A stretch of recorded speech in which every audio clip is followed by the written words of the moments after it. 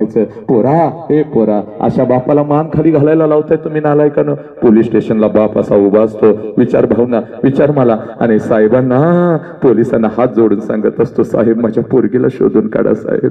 साहेब कॉलेजला म्हणून गेली साहेब आणि 3 दिवस झालं पोरगी घरीच आली नाही साहेब. पोरीनं काय करताय का?